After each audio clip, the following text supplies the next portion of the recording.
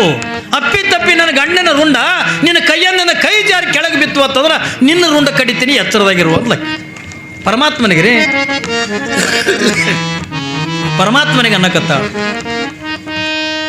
ನನ್ನ ಗಂಡನ ರುಂಡನ್ನು ಕತ್ತರಿಸಿದ ನೀನು ಕೈಯಾಗಿಂದ ಒಗಿತೀನಿ, ನನ್ನ ಗಂಡನ ರುಂಡವನ್ನು ನೀನು ಹಿಡ್ಕೋಬೇಕು. ಅಪ್ಪಿ ತಪ್ಪಿ ಗಂಡನ ರುಂಡಿ ಏನಾದರೂ ಕೈ ಜಾರಿ ಕೆಳಗೆ ಬಿತ್ತು ಅಂತಂದ್ರೆ ನಿನ್ನ ರುಂಡ ಕಡಿತೀನಿ ಎಂದ್ಲು. ಮೊದಲೇ ಇದು ಬೋಳ ಶಂಕರ್ ಪರಮಾತ್ಮ ಅದೇನು ದೊಡ್ಡಗದ ಬಗ್ಗೆ ಅಂತ ಹಾಗಿತ್ತ ತುಗೊಂಡು ಯಾವಾಗ ಹೋಗಿ ಸರ್ವಮಂಗಳೆ ತನ್ನ ಗಂಡನ ತಲೆ ಮೇಗಿರ್ತಕ್ಕಂಥ ಕೂದಲವನ್ನ ಹಿಂಗೆ ಕೈಯಾಗ ಹಿಡ್ದಾಳ. ಪರಮಾತ್ಮ ನೀ ರುಂಡು ಕೇಳಕತ್ತಿದೆಲ್ಲ, ರುಂಡು ಕೊಡ್ತೀನಿ ತುಗೊಂಡು ಹಿಂಗೆ ಕೈಯಾಗಿನ ಕಡ್ಡಗ ತೊಗೊಂಡು ಗಂಡನ ರುಂಡಿಗೆ ಒಂದು ಏಟನ್ನು ಹೊಡೆದ್ಲು, ರುಂಡ ಕತ್ತರಿಸ್ತು, ಬೀಸಿ ಪರಮಾತ್ಮನ ಕೈಯಾಗ ಒಗದ್ಲು.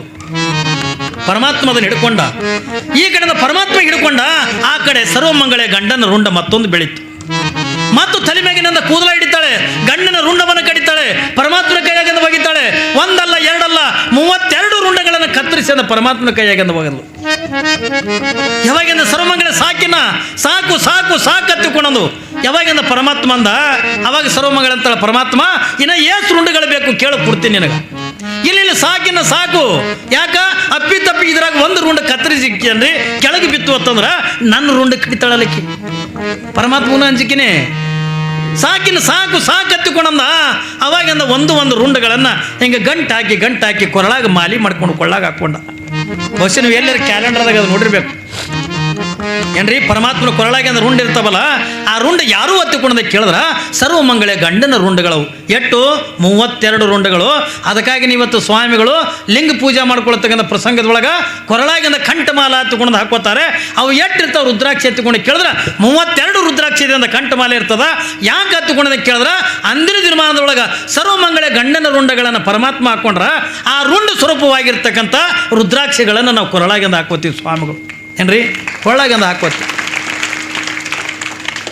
ಯಾವಾಗಿಂದ ಒಂದು ಕೊನೆಯಿಂದ ರುಂಡಗಳನ್ನು ಹಿಂಗೆ ಗಂಟಾಕಿ ಅಂದ ಮಾಲಿ ಮಾಡಿಂದ ಕೊಳ್ಳಾಗಿಂದ ಹಾಕೊಂಡ ಅವಾಗಿಂದ ಸರ್ವಮಂಗಳೆ ಹಿಂಗೆ ಉದ್ದಕ್ಕೆ ನಮಸ್ಕಾರ ಮಾಡಲು ಏನ್ರಿ, ಉದ್ದಕ್ಕೆ ಅಂದ ನಮಸ್ಕಾರ ಮಾಡಲು.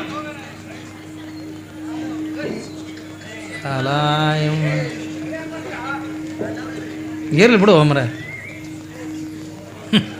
ಇರ್ಲಿ ಏನಾಗಿಲ್ಲ, ಕುಂದ್ರ ನೋಡ್ರಿ ನೀವು ಏನ್ರಿ, ಕೇಳ್ರಿ ಇದು ಭಾಳ ಮಜಾ ಅದ. ಯಾವಾಗ ಎಲ್ಲ ರುಂಡಗಳನ್ನು ಕೊರಳಾಗಿಂದ ಮಾಲಿ ಮಾಡಿಕೊಂಡು ಕೊರಳಾಗಿಂದ ಹಾಕ್ಕೊಂಡ ಅವಾಗಿಂದ ಸರ್ವಮಂಗಳೆ ಉದ್ದಕ್ಕೆ ನಮಸ್ಕಾರ ಮಾಡಲು. ಯಾವಾಗಿಂದ ಉದ್ದಕ್ಕೆ ನಮಸ್ಕಾರ ಮಾಡಲು ಪರಮಾತ್ಮ ಅಂತಾನೆ ಸರ್ವಮಂಗಳೆ ಈಗರೆ ನನಗೆ ನಮಸ್ಕಾರ ಮಾಡಿದೆಲ್ಲ ಅಂದ ಪರಮಾತ್ಮ. ಈಗರೆ ನಾನು ನಮಸ್ಕಾರ ಮಾಡಿದೆಲ್ಲ. ಅವಾಗಿಂದ ಸರ್ವಮಂಗಳೆ ನಕ್ಕೋತ ಹೇಳ್ತಾರೆ, ಹುಚ್ಚು ಪರಮಾತ್ಮ ನಾನು ನಮಸ್ಕಾರ ಮಾಡಿದ್ದೆ ನಿನಗಲ್ಲ, ನಿನ್ನ ಕೊರಳಾಗಿರ್ತಕ್ಕಂಥ ನನ್ನ ಗಂಡನ ರುಂಡಗಳಿಗೆ ಮಾಡೀನಿ ಹೊರತಾಗಿ ನಿನಗೆ ಮಾಡಿಲ್ಲ ಹತ್ತುಕೊಂಡು ಹೇಳ್ತಾಳೆ ಸರ್ವಮಂಗಳೆ. ನೋಡ್ರಿ ಎಷ್ಟು ದಿಟ್ಟು ಹೆಣ್ಮಗಳು. ಮೊದಲು ನೀವು ಒಂದು ಅಪ್ಪರು ಹೇಳ್ಯಾರ ಹತ್ತುಕೊಂಡು ಮನೆಗೆ ಹೋಗಿ ಹುಡುಗಲ್ಲ ತೊಗೊಂಡು ಕೊಟ್ಟಿರತ್ತಿ ನೀವು ರುಂಡುಗಳಿಗೆ. ಮಾ ಇವು ಮತ್ತು ಹೊಳಿ ಚಿಗೆ ರುಂಡ ಅಲ್ಲಿವು ಇವು ಚಂತನ ಗುಟ್ಕ ತಿಂದು ರುಂಡ, ಸರಿಯಾಗಿ ಕುಡಿದು ರುಂಡ, ಇವು ಹೆಂಗೆ ಚಿಗಿತಿರ್ಬೇಕು. ಮತ್ತು ನೋಡಿ ಜಸ್ಟ್ ಟ್ರೈ ಮಾಡೋಣ ಹತ್ಕೊಂಡು ಕೊಟ್ಟಿರ್ತೀನಿ. ಹಂಗೆ ಮಾಡೋಕೆ ಹೋಗ್ಬೇಡ್ರಿ. ಇದು ಅವತ್ತಿನ ದಿನ ಮಾಡೋದು ಆ ಹೆಣ್ಣು ಮಗಳನ್ನೂ ತಪಸ್ವಿ ಗಂಡನೂ ತಪಸ್ವಿ ಏನ್ರಿ, ಸ್ವತಃ ಪರಮಾತ್ಮಂದ ಬಂದು ಎದುರಿಗೆ ನಿಂತ್ಕೊಂಡು ಕೇಳದ ಅವಳಲ್ಲಿ ಎಂಥ ಭಕ್ತಿ.